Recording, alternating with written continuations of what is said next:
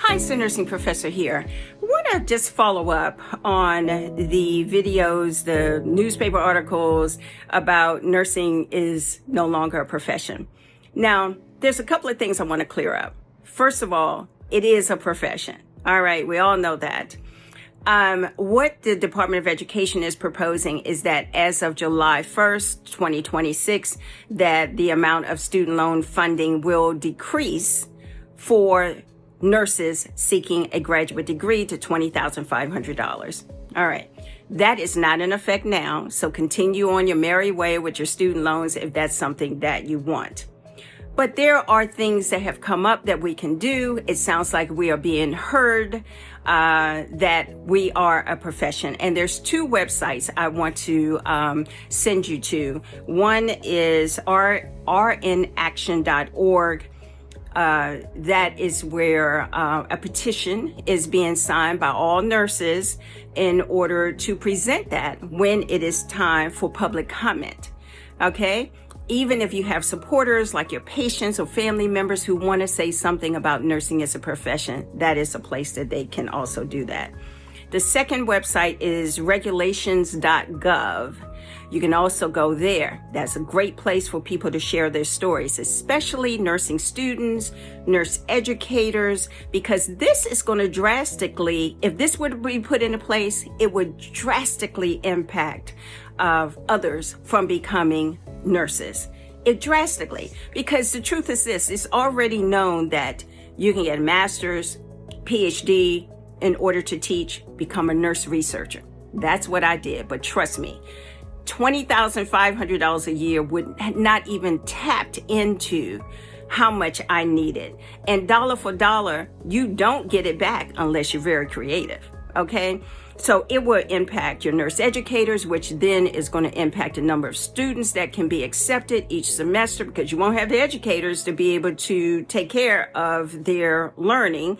It's going to impact the community because the nurse practitioners, those the DNPs, they won't be there to be able to service the community. We know there's a shortage of internal medicine physicians, and so frequently the nurse practitioner is the person, provider of care, who's able to take care of people. So that will create a huge gap, a huge wait time into when people can actually see their provider. And let's not talk about the delays in surgery that can result from not having nurse anesthetists, because nurse anesthetists actually do a lot of the anesthesiology associated with surgeries. So we would have a backlog there. So none of this is a good thing. I don't care how you spin it. But I wanted to make sure that we understood that this is not in effect now. It's not coming up until July of 2026. There are some things that we can do now. Those petitions underneath rnaction.org, the sharing the stories, sharing your signature underneath regulations.gov. This is the time to actually do that. If you have a license, you need to go and do that. Now, the other thing I wanted to say to you is this. For the last 25 years, nursing has been considered the most ethical profession that exists.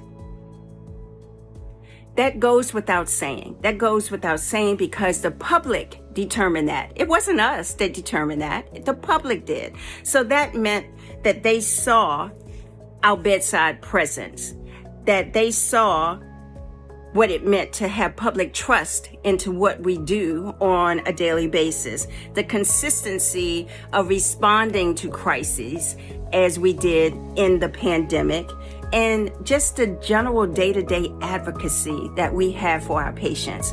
So again, if you know someone out there, they don't have to be a nurse, but they can also support this cause by going into regulations.gov in particular, sharing their story, and sharing with the public what we actually do as a profession in order to maximize the care and the experience of the patient during one of their most vulnerable times when they are actually ill. So thank you for listening. I hope you all go out there, sign that petition, and I'll see you next video. Bye for now.